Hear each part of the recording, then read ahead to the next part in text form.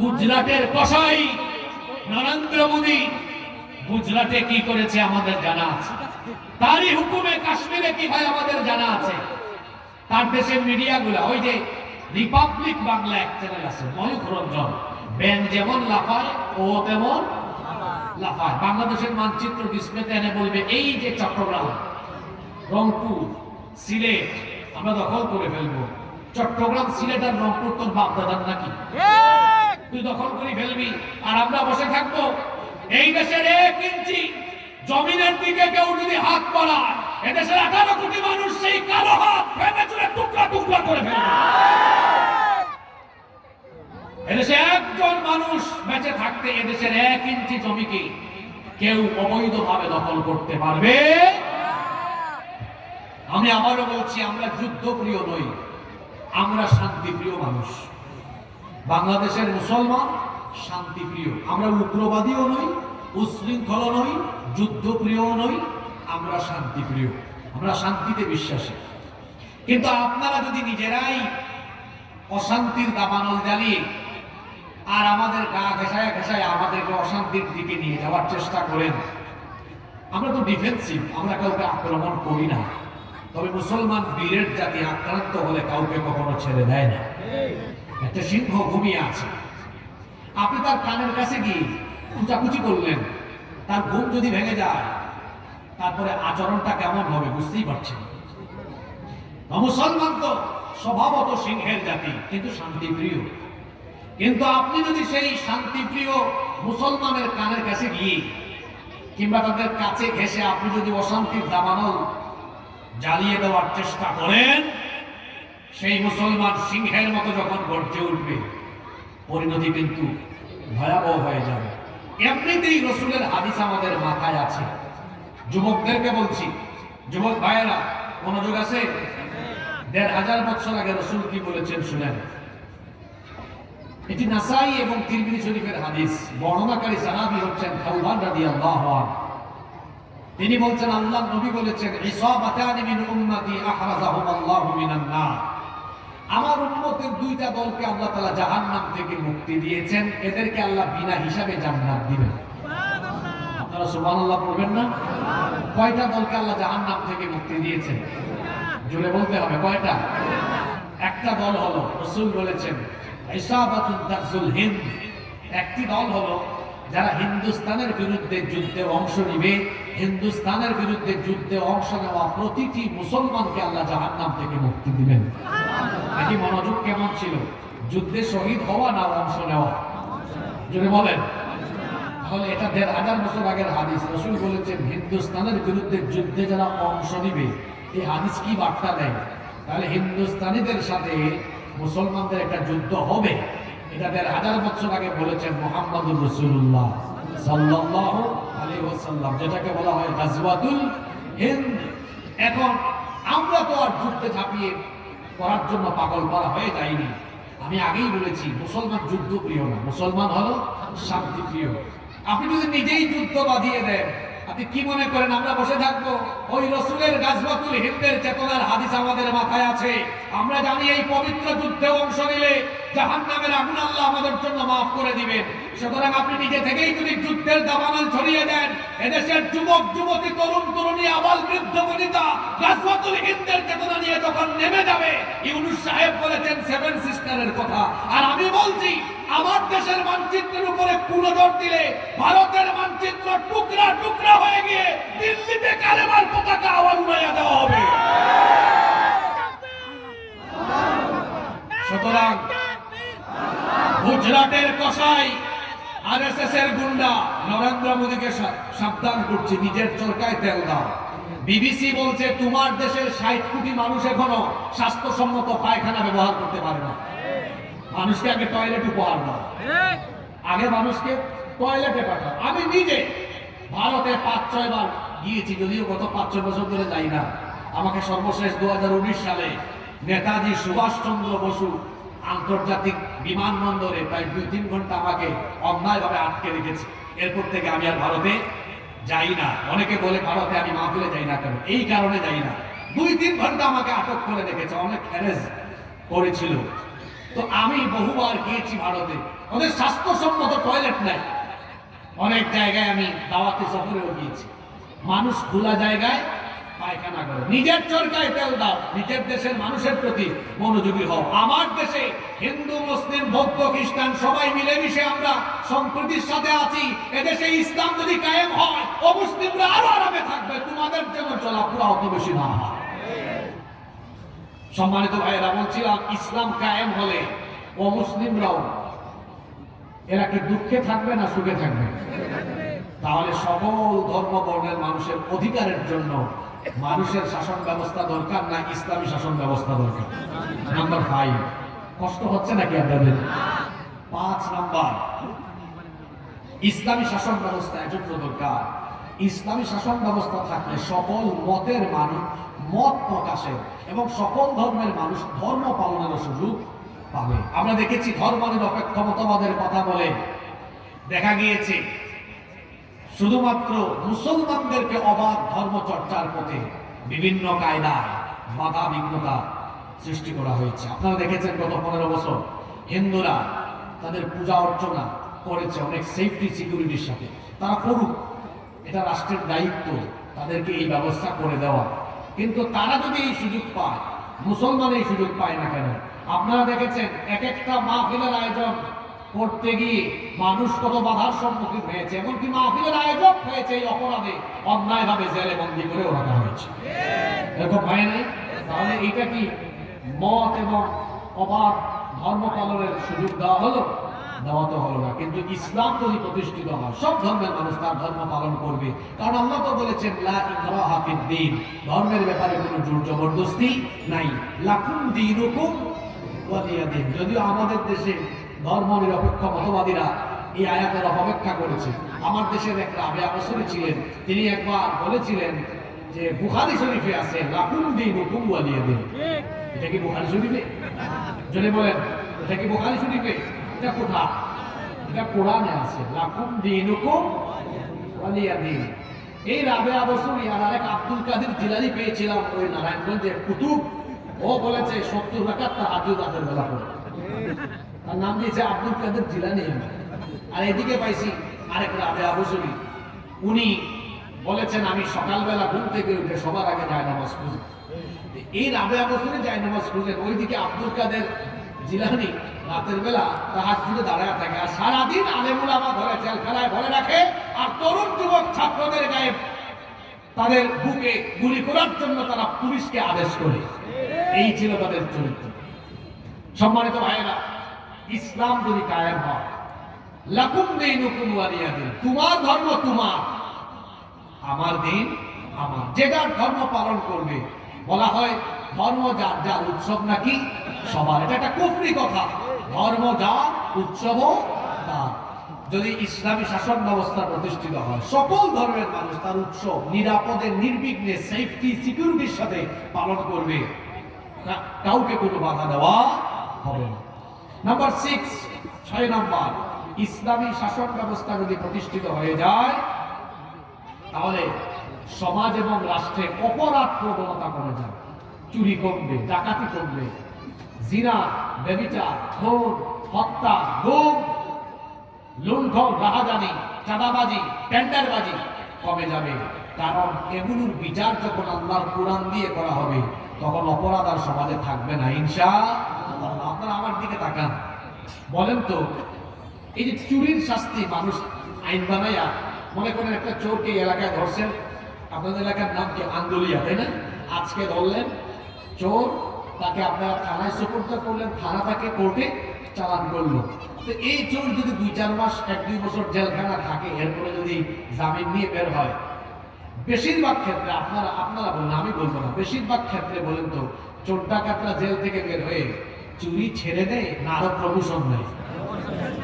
হ্যাঁ, অনেকে দেখা যায় আদালত চত্বরে হাত নাড়ায়, আমি আসতেছি, আসলে দেখাই দেব। ডাকাতি কমে না, ডাকাতি বাড়ে। জিনা বদমাইশি কমে না, আরো বাড়ে। আপনি একটা চুরির বিচার কোরআন দিয়ে করেন তো, একজন চোরের হাত কেটে দেন, এই বিচার থেকে সবগুলা ছেঁচড়া চোর তারের মতো সোজা হয়ে যায়।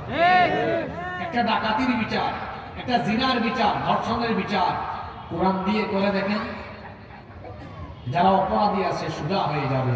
তাহলে বলেন, কোরআন দিয়ে বিচার করলে সমাজ থেকে দিন দিন অন্যায় কমবে না বাড়বে? জোরে বলেন, কমবে না বাড়বে? আপনারা কি চান না এই সমাজ থেকে, এই দেশ থেকে অন্যায় অপরাধ কমে যাক? চান কি চান না? যদি চান তাহলে ইসলামী শাসনের দরকার আছে না? দেখেন, ইসলামী শাসন আমি আপনাদের উপর চাপায়া দিচ্ছি না, আমি জাস্ট প্রয়োজনীয়তা তুলে ধরছি। এরপরে সিদ্ধান্ত নেবেন আপনি, যেটা আমার জন্য লাভ না লস। মানুষ তো লাভের দিকেই থাকে, ঠিক না? যদি লাভজনক হয় সিদ্ধান্ত নেবেন, না এটার জন্য আমার দরকার আছে। এবার শুনেন, এখানে যুবক আছে না, বেকার আছে না, অনেকে কাজ কাম নাই, এই পয়েন্ট তাদের জন্য। সবাই রেডি তো? কয় নাম্বারে আসলাম? 7 নাম্বার পয়েন্ট। কষ্ট হচ্ছে নাকি আপনাদের?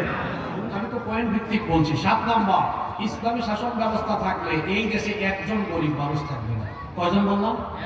যদি বলেন তো। আমি চ্যালেঞ্জ করে গেলাম এখানে, চ্যালেঞ্জ, আই ক্যান চ্যালেঞ্জ, একজন আঙ্গুল দিয়ে বললাম, একজন গরিব মানুষ এই দেশে থাকবে না। যে আমার ভাই বক্তব্যের আগে বললেন যে মানুষ, এদেশের মানুষের খাদ্যের দায়িত্ব সরকার নেবে। তিনি তো আর বক্তব্যের সময় পাননি, যেন ব্যাখ্যা করে বলেন নেন, সংক্ষিপ্ত কথা বলে গিয়েছে। এখন ব্যাখ্যা আমি আপনাকে দিই যে সরকার কেমনে দায়িত্ব নিবে। একটা ক্ষুধামুক্ত, দারিদ্র্যমুক্ত, অভাব অনটন মুক্ত বাংলাদেশ আপনি পাবেন। কখন পাবেন? আল্লাহর দেওয়া অর্থনৈতিক ফর্মুলা যখন আপনি গ্রহণ করবেন, যখন সুদের পরিবর্তে যাকাত ভিত্তিক অর্থনীতি আপনি প্রতিষ্ঠা করবেন, একজন গরিব এই দেশে থাকবে না। দুইটা উদাহরণ দিব, একটা ছোট করে আর একটা বড় করে। আন্দালিয়া, এটা গ্রামের নাম, তাই না? আন্দুলিয়া, এই আন্দুলিয়া গ্রামে জনসংখ্যা কত হবে? আনুমানিক 5000। ওকে, ফাইন। আন্দুলিয়াতে আমরা মসজিদ কমিটি থেকে যাকাত কালেকশন করলাম। প্রতি বছর যাকাত দেওয়া হয় না? মনে করেন এই এলাকায় 200-300 মানুষের উপর যাকাত খরচ। এটা আমরা একসাথে এক জায়গায় কালেক্ট করে মোট হইছে যাকাতের টাকা 2 লাখ। জোরে বলেন, কয় লাখ? আমার দেশে যারা যাকাত দেয়, 99% মানুষের যাকাত আদায় হয় না। এরা যাকাতের ফর্মুলা জানে না। যাকাত অন্যান্য দান সৎকার মতো দিলে হয় না। যাকাতের খাত নির্ধারিত, এবং যাকাতের উদ্দেশ্য হলো সমাজ থেকে দারিদ্রতা আর বেকারত্ব দূর করা। দান সৎকার মতো যাকাত নয়। আবার বলছি, দান সৎকার আর যাকাত এক বিষয় নয়। যেমন আপনি দান মাহফিলেও করতে পারবেন, দান মসজিদেও করতে পারবেন। যাকাতের টাকা যেখানে মন চায় সেখানে দিতে পারবেন না। যাকাতের খাত কয়টা? 8টা। জোরে বলেন, কয়টা? দান আর যাকাত কি একরকম না? আবার যাকাতের উদ্দেশ্য দান করা নয়, যাকাতের উদ্দেশ্য হলো বেকারত্ব, দারিদ্রতা মানুষের দূর করে দেওয়া। এখন আমি একটু আগে বললাম মোট কত টাকা তোলা হয়েছে? জোরে বলেন, কয় লাখ? আপনি চাইলে 500 টাকা জনপ্রতি দিলে 400 জন মানুষের মধ্যে 2 লক্ষ টাকা বিতরণ করতে পারবেন। কত টাকা? 2 লক্ষ টাকা। কত জনের মধ্যে? 400 জনের মধ্যে। কত করে জনপ্রতি? মানুষ বলে আন্দুলিয়ায় 400 মানুষকে যাকাতের টাকা দেওয়া হচ্ছে। এটা শুধু ভাব দেখানো হবে, ফুটানি হবে। আপনি এই 2 লক্ষ টাকা 400 জন মানুষকে না দিয়ে মাত্র 4 জন গরিব মানুষকে দেন। আপনি বলবেন, হুজুর আপনি তো বড় সাংঘাতিক মানুষ, 396 জন মানুষের নসিব কেটে দিয়ে আপনি মাত্র 4 জনকে দিবেন। না, এই এলাকার একজন বিধবা নারী খাইতে পারে না, চলতে পারে না, তারা একটা সেলাই মেশিন কিনে দেন। তাইলে এই পরিবার চলার ব্যবস্থা হলো কি হলো না? আপনি মনে হয় 500 টাকা দিয়ে এক বেলা খেতে পারেন, বা 2 বেলা, বা একদিন, কিন্তু একটা সেলাই মেশিন কিনে দেন, সারা বছর কাজ করে খেতে পারেন। সুবহানাল্লাহ পড়বেন না? আরেকজনকে একটা, ওই যেটাকে কি বলে, ভ্যান, আপনাদের এলাকায় ভ্যান আছে নাকি? একটা ভ্যান কিনে দেন, তার পরিবার চলবে। আরেকজনকে আপনি একটা হালের বলদ, 2টা হালের বলদ গরু কিনে দেন, হাল চাষ করে খাবে, খেত খামার করে খাবে। আরেকজনকে আপনি একটা টঙের দোকান অথবা একটা ওই যে কি বলে অটো রিক্সা কিনে দেন। তাহলে 2 লক্ষ টাকা 4 জনকে ভাগ করে দিলাম। এই 4 জন মানুষ কি এই টাকা নিয়ে এভাবে যদি কর্ম করে খায়, আগামী বছর কি আর যাকাত খাওয়ার উপযুক্ত থাকবে না? জমি বলতে হবে, থাকবে। ছোট করে দিলাম যাতে আগে মাথায় এটা ঢুকে, এবার বড় করে দিই। দেশ, এই দেশে অর্থ মন্ত্রণালয় আছে, বাণিজ্য মন্ত্রণালয় আছে, বিমান মন্ত্রণালয়, স্বরাষ্ট্র মন্ত্রণালয়, পররাষ্ট্র মন্ত্রণালয় আছে। যদি ইসলামী সরকার হয়, আলাদা একটা মন্ত্রণালয় হবে, সেই মন্ত্রণালয়ের নাম হবে যাকাত মন্ত্রণালয়। দেশের শীর্ষস্থানীয় ইসলামী অর্থনীতিবিদ এরা থাকবেন এই মন্ত্রণালয়ের দায়িত্বে। তারা যখন সারা দেশের মানুষের যাকাতকে সেন্ট্রালি কালেক্ট করবেন, কেন্দ্রীয়ভাবে যাকাত কালেকশন করবেন। কথার কথা একটা উদাহরণ দিই, যদিও বাংলাদেশে যাকাত যদি সুন্দরভাবে উৎপাদন করা হয়, আমার ধারণা কমপক্ষে কয়েক লক্ষ হাজার কোটি টাকা যাকাত উঠবে। আমি যদি ধরে নেই এই বছর উঠলো 1,40,000 কোটি টাকা। কত? 1 লক্ষ, হিসাবটা একটু ছোট করে দিলাম আর কি, যাতে আপনাদের বুঝতে সুবিধা হয়। 1,40,000 কোটি টাকা। তাহলে দেখেন এই বছর বাংলাদেশে বেকার 70 লক্ষ যুবককে ডেকে আনেন। কত লক্ষ যুবক? কথা বলেন না কেন? 70 লক্ষের হাতে প্রতিজনের হাতে 2 লাখ টাকা করে দেন। কত লাখ? 2 লাখ করে দিলে 1,40,000 কোটি টাকা শেষ। বলেন তো জন প্রতি 2 লক্ষ টাকা করে দেওয়া হয়। এই 70 লক্ষ বেকার কি বেকার থাকবে নাকি কর্ম করে স্বাবলম্বী হতে পারবে? জোরে বলেন। এইরকম বেশি না, 5 থেকে 10 বছর যদি বেকারত্ব দূরীকরণে যাকাত ভিত্তিক অর্থনীতি এই দেশে প্রতিষ্ঠা করা যায়, চ্যালেঞ্জ করে বললাম, একজন গরিব মানুষ বাংলাদেশে পাওয়া যাবে না। এখন আসেন, আমি চাপাবাজি করলাম না পৃথিবীর ইতিহাসে এমন ঘটেছিল? আলেমরা বসে আছেন, জিজ্ঞেস করেন পৃথিবীতে একজন শাসকের জামানা এমন হয়েছিল মানুষ যাকাতের টাকা নিয়ে রাস্তা রাস্তায় ঘুরছে, কোনো গরিব মানুষ পায় নাই। কার জামানা? ওমর ইবনে আব্দুল আজিজ রাহমাতুল্লাহি আলাইহির জামানা। তিনি ইসলামী শাসন ব্যবস্থার সুফল তার সমাজের মানুষকে দেখিয়েছেন। একজন মানুষকেও যাকাত দেওয়ার মতো গরিব মানুষ তার সীমানার ভেতরে পাওয়া যায় না। সুবহানাল্লাহ কইতে ইচ্ছে করলো না? তাহলে বাংলাদেশও এরকম দারিদ্র্যমুক্ত ক্ষুধামুক্ত হোক। আপনারা চান কি চান না? ইসলামী শাসনের দরকার আছে না নাই? 8 নাম্বার। কষ্ট হচ্ছে আপনাদের? কেউ উঠিয়েন না, শেষ করে উঠেন। শেষ ভালো যা সব ভালো। 8 নাম্বার, যদি ইসলামী শাসন ব্যবস্থা কায়েম হয়, যারা রাষ্ট্রীয় দায়িত্ব থাকবে এদের ভিতরে দুনিয়ার প্রতি লোভ লালসা থাকবে না, আখিরাত পাওয়ার চিন্তা থাকবে। কারণ এরা দায়িত্বকে বোঝা মনে করবে। মানুষের তৈরি করা আইনি শাসন ব্যবস্থায় দেখা যায় সবাই আঙ্গুল ফুলে কলা গাছ হওয়ার চেষ্টা করে। সম্পদ 5 বছর আগে যা থাকে 5 বছর পরে আরো বাড়ে। কিন্তু দেখবেন ইসলামিস্ট যারা, আল্লাহকে যারা ভয় করে, এদের টাকা পয়সা বাড়ি গাড়ি করার ধান্দা থাকে না। ধান্দা থাকে কিভাবে দায়িত্বটা সঠিকভাবে পালন করে আল্লাহর কাছ থেকে জান্নাত পাবে। ঠিক না বেঠিক? ওমর ইবনে খাত্তাব রাদিয়াল্লাহু আনহু কোন ইউনিয়ন নয়, উপজেলা নয়, কোন দেশ নয়, অর্ধ দুনিয়া শাসন করেছেন। তার শাসন আমলে তিনি তার ঘরের ভেতরে একবার অর্ধ দুনিয়ার প্রেসিডেন্ট ওমর রাদিয়াল্লাহু আনহু মোমবাতির আলো জ্বালিয়ে কাজ করছেন। এমন সময় তার কিছু আত্মীয় স্বজন দেখা করতে এসে দরজায় নক করলেন। তিনি তাদেরকে থামিয়ে দিলেন, দাঁড় করিয়ে দিলেন।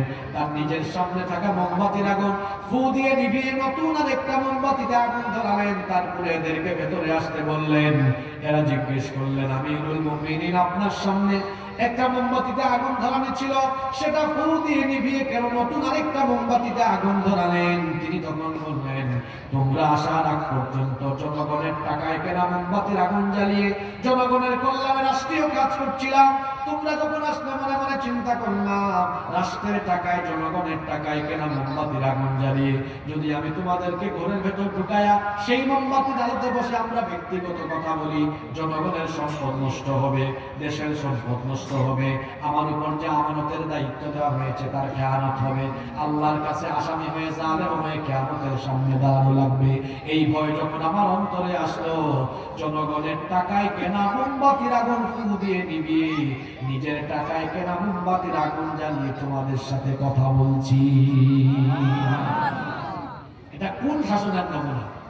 ইসলামী শাসনের নমুনা। এই দেশে ফখরুদ্দিন মঈনুদ্দিনের আমলে মনে আছে নাকি এই দুজন ব্যক্তির নাম? আরে বাপরে বাপ, এদের কি আওয়ামী লীগ, কি বিএনপি, কি জাতীয় পার্টি, সব দলের মানুষ, এমপি মন্ত্রী সমানে বহু।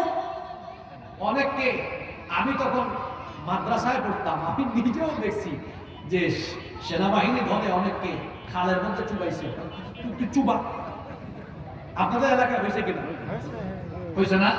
অনেকের ঘর বাড়ি ভেঙে ফেলছে, বললো জাল লাগে, যারা চুলিবাট পারি করেছে ধরে নিয়েছে। কিন্তু এই দেশে 2 জন মানুষকে অন্যায়ভাবে হত্যা করা হয়েছে। গুরুত্বপূর্ণ 2টা মন্ত্রণালয় তারা পরিচালনা করেছেন। ফখরুদ্দিন মঈনুদ্দিনের সরকারও 1 টাকার দুর্নীতি তাদের বিরুদ্ধে প্রমাণ করতে পারে না। আপনারা তাদের নাম জানেন না? শহীদ মাওলানা মতিউর রহমান নিজাম, শহীদ আলী আহসান মোহাম্মদ মুজাহিদ। আমি কি ভুল বলেছি? বলেন, ফখরুদ্দিন মঈনুদ্দিন ধরতে পেরেছে? 1 টাকাও আল্লাহর বান্দারা দুর্নীতি করেন না। যেখানে মন্ত্রী হইলেই, দেখেন না আমার দেশে ভূমি মন্ত্রী, ও জুতা পরেছে। সাইফুজ্জামান চট্টগ্রামে তার বাড়ি, আমার বাসাও তো চট্টগ্রামে। ও জুতা ইউজ করে কত লক্ষ টাকা জানেন না? প্রায় 8 লক্ষ টাকা দামে। তার বাপের টাকা না কে দিবে? চোর বাটপারে ভরে গেছে দেশ। আমি বলি এই দেশে সম্পদের অভাব নাই। এই দেশে সম্পদের খনি যেমন আছে, তেমনি এই দেশের চোর ডাকাতের খনিও আছে। এই দেশে সম্পদের অভাব নাই, আছে শুধু ভালো মানুষের অভাব।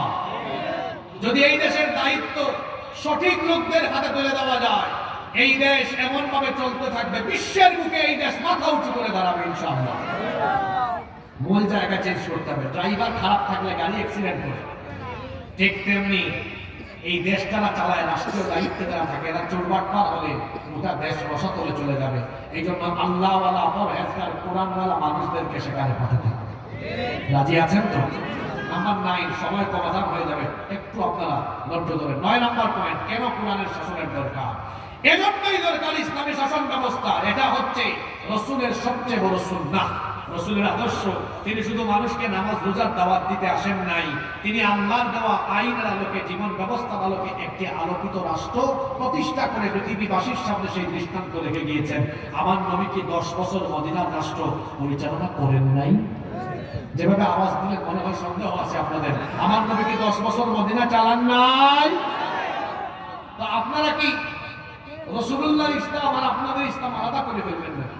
রাসূলুল্লাহ ইসলাম হলো যে কোরআন থাকবে মসজিদে, সে কোরআন থাকবে রাষ্ট্রের সর্বোচ্চ জায়গায়। আর আমাদের ইসলাম হলো কোরআন থাকবে মসজিদে, মাদ্রাসায়, ওয়াজের মঞ্চে, আর সমাজে, রাষ্ট্রে তাগুতের মতবাদ, শয়তানের মতবাদ চলবে। এটা তো রাসূলের আদর্শ হতে পারে না।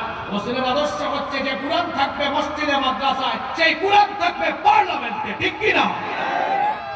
নাম্বার 10 এবং সর্বশেষ, কথায় আছে শেষ ভালো যা সব ভালো। 10 নম্বর, ইসলামী শাসন ব্যবস্থা কেন দরকার? ইসলামী শাসন ব্যবস্থা এই জন্য দরকার কারণ জমিনটা আমি বা আমার বাপ দাদা কেউ বানায় নাই। জমিনটা কার? আলাহুল খালকু ওয়াল আমর, সৃষ্টি যার, জমিন যার, আইনও চলবে। এই জমিন কিভাবে চলবে এটা আমি ভালো জানবো, আপনি ভালো জানবেন না আল্লাহ ভালো জানবেন। সুতরাং জেন জি, জেনারেশন জি, যাদের বিপ্লবের মুখে এই দেশ নতুন করে স্বাধীন হয়েছে, আমি সেই জেন জি এর সামনে ইসলামী শাসন ব্যবস্থার 10টি প্রয়োজনীয়তা তুলে ধরছি।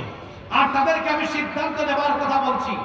জেন জি যারা এখন আন্দোলন করছে বাংলাদেশকে দুর্নীতিমুক্ত করবে, এই বাংলাদেশকে তারা আলোকিত বাংলাদেশ হিসাবে করে তুলবে, আমি তাদেরকে বলবো আলোকিত বাংলাদেশ, দুর্নীতিমুক্ত বাংলাদেশ এটা মানুষের তৈরি করা আইন দিয়ে সম্ভব নয়, একমাত্র আল্লাহর দেওয়া কোরআন দিয়ে সেটা সম্ভব।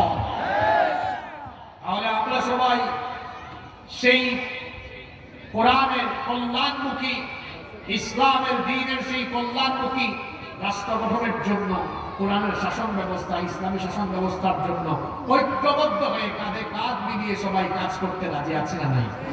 কারা কারা রাজি নাই থেকে হাত তুলে? মনোযোগ আছে মানুষের, সবাই রাজি আছেন তো? আল্লাহ সবাইকে কবুল করেন। কারা কারা রাজি আছেন একটু হাত তুলে দিন। মাশাআল্লাহ, রাজি আছেন? যুবকদেরকে এগিয়ে দেন, তারা এত সুন্দর আয়োজন করেছে, একটা আবদার করেছে, এই মাইক টাইক যে আনছে এগুলো একটু ঘাটতি রয়ে গেছে, একটু হাত তুলেন না, হাত তুলেন। এবার হাতটা নামাইয়া পকেটে ঢোকান, মানুষের পকেটে ঢোকায় না। এই যে আমার যুবক ভাইরা যাবে, একটু আপনার তাদেরকে সহযোগিতা করেন যাতে খরচাপাতিটা তারা আঞ্জাম দিতে পারে, আমাদের পয়সাগুলো দিনের কাজে খরচ হবে। আল্লাহ সবাইকে কবুল করুন। তাহলে আমাদের এই বাংলাদেশকে নতুন করে একটি সুন্দর আলোকিত বাংলাদেশ হিসাবে পাওয়ার জন্য আমরা ইসলামী শাসনের পক্ষে থাকবো না বিপক্ষে থাকবো? আওয়াজ তো বড় কম হইল। আজকে কি ওয়াজ যশোরে হয় না অন্য এলাকায় হয়? যশোরের মানুষ তো এমন না। আপনারা কি যশোর না ঝিনাইদহ? ঝিনাইদহ তো পাশে, ঝিনাইদহ মানুষ তো কথা বলে। আমরা সবাই ঐক্যবদ্ধ থাকবো তো ইনশাআল্লাহ। দান করেন। সংক্ষিপ্ত মোনাজাত হবে, ফাঁকে দিয়ে একটু ব্যাগ যাবে। আল্লাহুম্মা আমিন। ربنا ظلمنا أنفسنا وإن لم تغفر لنا وترحمنا لنكونن من الخاسرين رب العالمين আজকের মাহফিলকে কবুল আর মঞ্জুর করে নাও। আমরা যারা মাহফিলে এসেছি আমাদের সবার জীবনের গুনাহ খাতা মাফ করে দাও। রব্বুল আলামিন আমাদের পিতামাতাকে মাফ করে দাও। আল্লাহ কাটা যাবে না, ওটা কাটতে লাগে আমার রব্বুনা কামা রাব্বায়ানি সগীরা। রব্বুল আলামিন আমার দেশের উপরে রহমত বরকত নাযিল করো, সকল বালা মুসিবত থেকে তুমি নিষ্কে হেফাজত করো। রব্বুল আলামিন আমাদের সবাইকে